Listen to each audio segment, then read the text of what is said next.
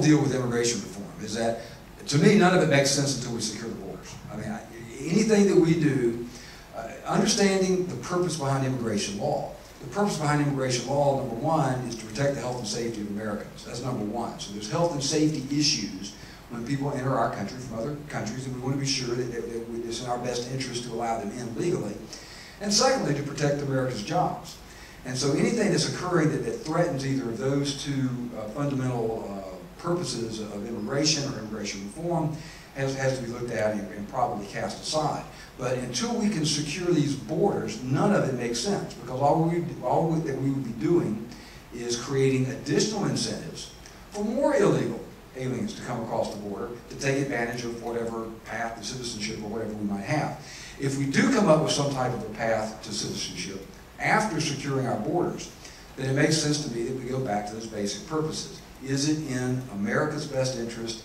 Is it in the best interest of Americans from a health and safety standpoint, as well as from a job standpoint, to allow these individuals to become legalized or naturalized? And if not, they need to be deported. I mean, I think that's very clear, and I don't think we can allow the illegal aliens that have come here illegally to jump in line ahead of the people that have been working towards citizenship and trying to do it according to the rules. That makes no sense to me whatsoever. I think that's morally unsound.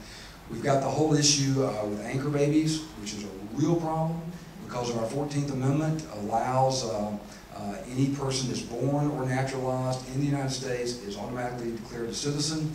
This, of course, was ratified right after the war between the states as a way to grant citizenship to the recently freed slaves and their children, which was a great thing to do and needed to be done.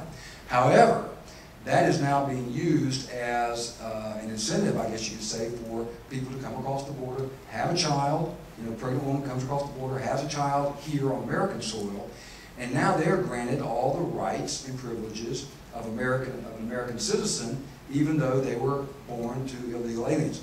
So these are some really, really tough issues, but we've got to secure the border first. And here's, let me say one more thing about that, because just coming from Afghanistan, tell me how much sense this makes to you. We're over there in Afghanistan with our military trying to secure their borders, and we're not securing our own. To me, that's a huge disconnect.